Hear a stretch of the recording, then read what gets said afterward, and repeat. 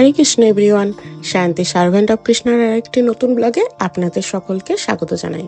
আজকে হচ্ছে শুভ পাপমোচনী একাদশী, তাই আপনাদের সকলকে জানাই শুভ পাপমোচনী একাদশী শুভ ব্রত তিথি।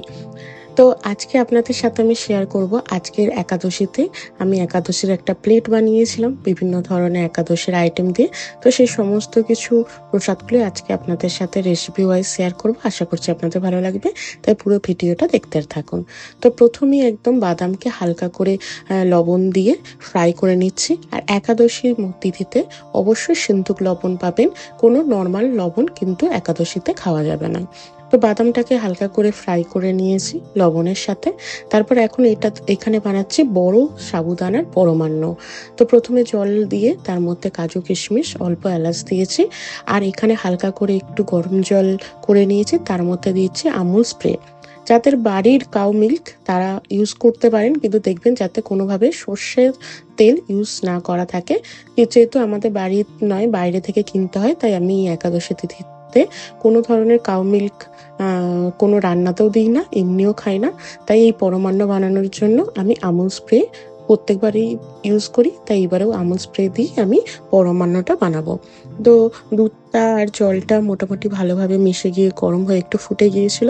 আর এই সাবুটা, বড় দানা সাবুটা আমি আগের দিন রাত্রিবেলা থেকে ভিজিয়ে রাখি, যাতে সকালবেলা একদম খুব ভালো করে ভিজে যায়। আর সাবুটা খুব তাড়াতাড়ি, মানে একদম যদি সাবুটা রেডি হয়ে ভিজে থাকে তাহলে 5 মিনিটের মধ্যে পরমান্ন রেডি হয়ে যায়।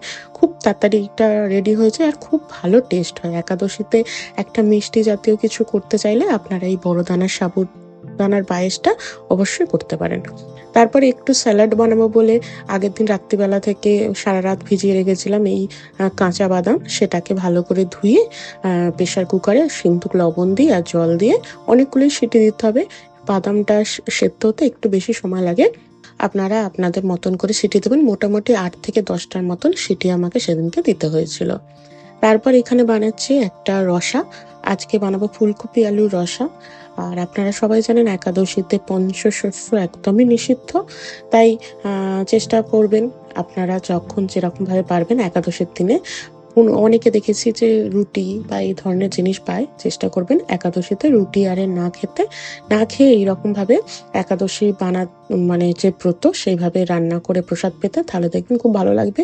এমনিতে একাদশীতে যারা ফল খেয়ে থাকেন তাদের তো খুবই ভালো, কিন্তু বাড়িতে যারা একাদশী সবসময় শুধু ফল খেয়ে করতে পারেন না, তারা এইভাবে একাদশীর প্রসাদ বানাতে পারেন। দেখবেন খুব সুন্দরভাবে একাদশী ব্রতটাও পালন হবে এবং একাদশীতে যেগুলো প্রসাদ পাওয়া সেইগুলোই আপনারা পেতে পারবেন। তো প্রথমে ফুলকপিটাকে একটা মিডিয়াম সাইজের কেটে হালকা করে তেল দিয়ে একটু লাল লাল করে ভেজে নিচ্ছি, না হলে একটা ফুলকপির গন্ধ ছাড়ে।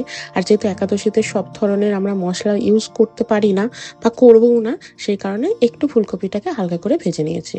তারপরে সাদা তেল দিয়ে দিয়েছি। আর একাদশীতে অবশ্যই কিন্তু বাদাম তেল অথবা সূর্যমুখী তেল ইউজ করবেন, কোনো অন্য ধরনের কোনো রিফাইন অয়েল বা সয়াবিন তেল এইগুলো কিন্তু একাদশীতে খাওয়া যাবে না।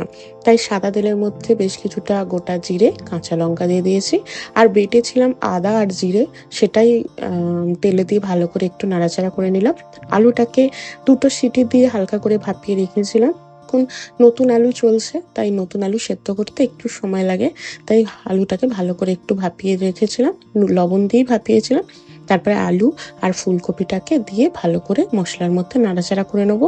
আর ওপর থেকে একটু সিন্ধুক লবণ দিয়ে দেবো। খুব একটা বেশি একাদশীতে কোনো মশলা ইউজ করি না আমি, আদা জিরে কাঁচা লঙ্কা এইগুলো করি।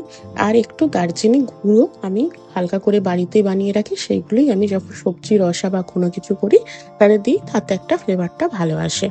তো ফুলকপি আলুটাকে ভালো করে মশলার মধ্যে কষিয়ে নিয়ে ওপর থেকে বেশ কিছুটা জল দিয়ে দিয়েছি। আপনারা রসা করতে চাইলে রসার মতন করে জল দেবেন, আবার একটু কষা করতে চাইলে কম জল দেবেন। ওপর থেকে এক পরিমাণ মতন সিন্ধুক লবণ দিয়ে ভালো করে ফুলকপিটা ততক্ষণে হোক। এই দিকে আজকে বানাবো ফুলকপির সাথে খাওয়ার জন্য বাকুইটের ধোসা। তো ধোসাও বলতে পারেন, রুটিও বলতে পারেন, আপনারা যেরকম ভাবে বলবেন বা যেরকম ভাবে করবেন সেই অনুযায়ী হবে। আমি আজকে ধোসার মতন করে বাকুইটটা বানাবো। আপনারা চাইলে এই বাকুইটটাকে গুঁড়ো করে রুটিও বানাতে পারেন। তো প্রথমে পাকুইটটাকে আমি 1 থেকে 1.5 ঘন্টার মতন ভিজিয়ে রেখেছি। একাদশীতে এই পাকুইটটা কিন্তু আপনারা খেতে পারেন। এটা যে কোনো দোকান বা শপিং মলে আপনারা পেয়ে যাবেন অনায়াসে। ভালো করে ধুয়ে পাকুইটটাকে হালকা করে জল দিয়ে একদম মিহি একদম একটা পেস্ট বানিয়ে নিয়েছি। তো এবার পাকুইটটাকে একটা বাটিতে ভালো করে ঢেলে নিয়েছি, দিয়ে একটু ভালো করে নাড়িয়ে নিয়েছি। এবার ওপর থেকে 1 চামচের মতন সিন্ধুক লবণ দিলাম, আর দিচ্ছি আদা আর জিরে বাটা। আপনারা চাইলে একটু কাঁচা লঙ্কাও বেটে দিতে পারেন, কিন্তু আমি দিচ্ছি না, কারণ একটু ঝাল হয়ে যায়। তবে খুব ভালো টেস্ট হয়, চাইলে দিতেই পারেন। তো আমি উপর থেকে একটু লবণ আর একটু আদা জিরে বাটা দিচ্ছি, আর একটু দেবো চিনি। চিনিটা দিলে কিন্তু টেস্টটা ভালো আসে। তো এইভাবে আপনারা ধোসা বা পরোটা টাইপের বানিয়ে নিতে পারেন। আর না হলে বাকইটটাকে হালকা করে রোস্ট করে ভালো করে মিক্সিতে তার পাউডার বানিয়ে তা দিয়ে রুটিও করতে পারেন। আবার অনেক সময় কুট্টু আটা বা পাকইটের আটা হিসাবে বিক্রি হয় প্যাকেট, সেটা কিনেও আপনারা রুটি বানাতে পারেন। এগুলো একাদশীতে খেতে পারেন। তো ওইটাকে ভালো করে বাকইটটাকে পেস্টটাকে ম্যারিনেট করে রেখে দিয়েছি, উপর থেকে লবণ এবং আদা জিরে বাটা দিয়ে। আর এখানে আর একটা প্রিপারেশন বানিয়ে নিচ্ছি, বানাবো হচ্ছে সাবুর একটা বড়া। তো আলু প্রথমে সেদ্ধ করে দিয়েছি, তারপরে বড় দানার সেবটাকে আগের দিন রাত্রেবেলা ভিজিয়ে রেখেছিলাম, সেটাকে পুরো জল ছেড়ে শুকনো করে দিয়ে দিয়েছি। তারপরে দিচ্ছি লবণ, কাঁচা লঙ্কা, আর একটু আমি শুকনো খোলাতে বাড়িতেই একদম নিজে সকালবেলায় বানিয়ে নিয়েছি একটু জিরেকে হালকা করে রোস্ট করে জিরে গুঁড়ো, আর ওপর থেকে দারচিনিটাকেও হালকা করে রোস্ট করে গুঁড়ো বানিয়ে নিয়েছি, সেটাই দিলাম। তারপর দিলাম একটু কাজু কিশমিশ ভিজিয়ে রেখেছিলাম। আর এইটা দিচ্ছি হচ্ছে যে কাঁচা বাদাম ছিল, সেটাকে যখন সেই প্রথমে দেখলেন না রোস্ট করলাম, ওটাকে মিক্সার মেশিনে ভালো করে গ্রাইন্ড করে একটু দানা দানা মতন থাকবে সেই অবস্থাতেই আমি এখানে দিয়ে দিচ্ছি। দানা দানা মতন থাকলে বড়াটার টেক্সচারটা খুব ভালো আসবে। তো সবকিছু দিয়ে একদম ভালো করে আমি একদম ভালো করে মাখিয়ে নিচ্ছি। আর এই যে বাকুইট আটা যেটা বলছিলাম, এই আটারও আপনারা রুটি বানাতে পারেন। তো যাদের একটুখানি মাখাটা মনে হবে নরম হয়ে যাচ্ছে, তারা উপর থেকে একটু বাকুইটের আটা দিতে পারেন, তাহলে কিন্তু খুব শক্ত হবে। না হলে এই সাবুর যে বড়াটা হয় সেটা যদি একটু নরম হয়, তেলে দিলে পুরো ছেড়ে যায়, খুব একটা ভালো বড়াটা হয় না। তাই আমিও একটুখানি অল্প করে বাকইটের আটা দিয়ে দিলাম। আলুর ওপর ডিপেন্ড করছে কিরকম ভাবে শক্ত হবে। যেহেতু এটা নতুন আলু, সেহেতু একটু জল জল হয়ে যায়, কিন্তু যখন পুরাতন আলু পাওয়া যাবে তখন কিন্তু একদম শক্ত শক্তই মাখা হবে। তো আমি বাকুইটের ওইদিকে ধোসার প্রিপারেশনটা আর বড় দানা সাবুর বড়ার সমস্ত প্রিপারেশনটা রেডি করে রেখে দিয়েছি। এবার ফুলকপি আলুর যে রসাটা বানাচ্ছিলাম সেটা প্রায় সেদ্ধ হয়ে গেছে। ওপর থেকে ওই সেম গুঁড়ো মশলা, গোটা জিরে আর দারচিনি গুঁড়োটাকে দিয়ে ভালো করে একটু নেড়ে চেড়ে নামিয়ে নেবো।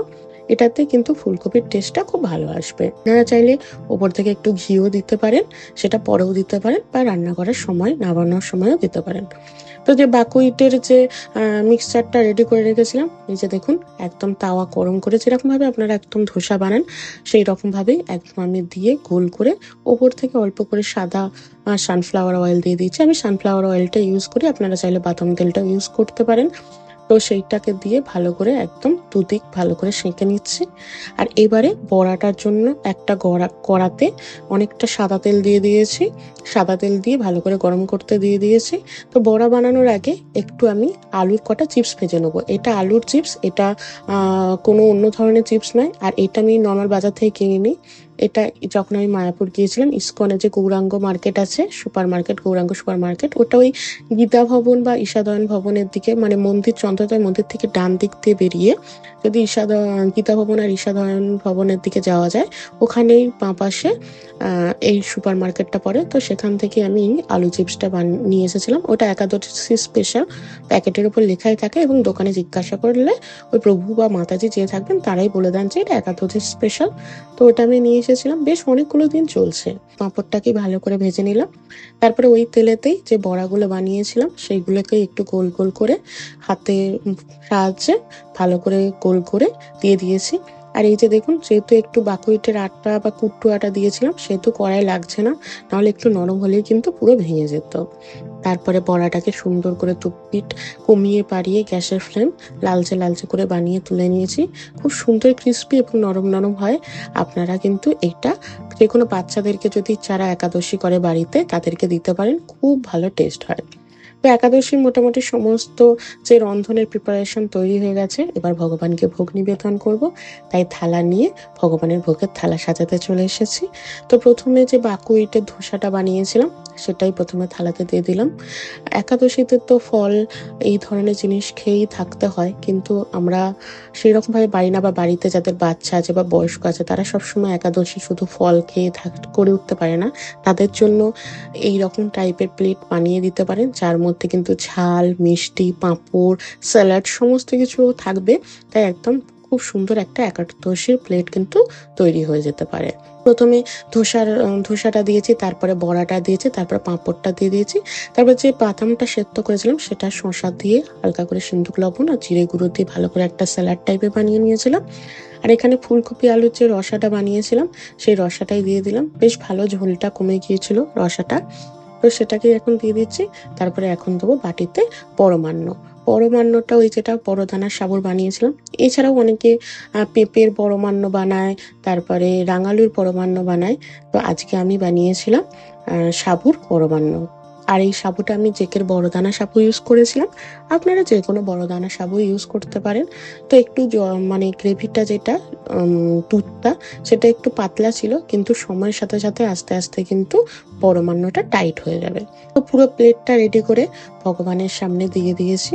এবার এক এক করে তুলসী পাতা আর পুষ্প দিয়ে ভগবানকে যথারীতি নিয়ম অনুযায়ী ভোগ নিবেদন করা হবে। এই যে দেখুন, ভগবানের একদম সমস্ত কিছু ভোগ রেডি করে ভগবানের সামনে ধরে দিয়েছি। ভগবান প্রথমে একাদশী প্রসাদ পাবে, তারপর আমরা প্রসাদ পাবো। তো এই যে আমার সেই মন্দির, যেখানে আমার লাড্ডু গোপাল, জগন্নাথ, বলরাম, সুভদ্রা, মহারানী অবস্থান করছে। আমার আজকে ভগবানকে এবং লাড্ডু গোপালকে কেমন লাগছে অবশ্যই কমেন্ট করে জানাবেন। আর যারা এখনো সাবস্ক্রাইব করেননি তারা প্লিজ সাবস্ক্রাইব করে দেবেন।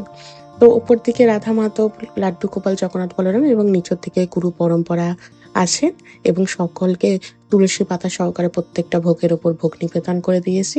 তো আজকের আমার এই ভিডিওটা এই পর্যন্তই। যদি কিছু ভালো লেগে থাকে তাহলে অবশ্যই কমেন্ট করে জানাবেন। ভালো লাগলে একটা লাইক করে দেবেন, আর যারা এখনো সাবস্ক্রাইব করেনি প্লিজ সাবস্ক্রাইব করে দেবেন। দেখা হবে নতুন আর একটা ভিডিও নিয়ে। হরে কৃষ্ণা।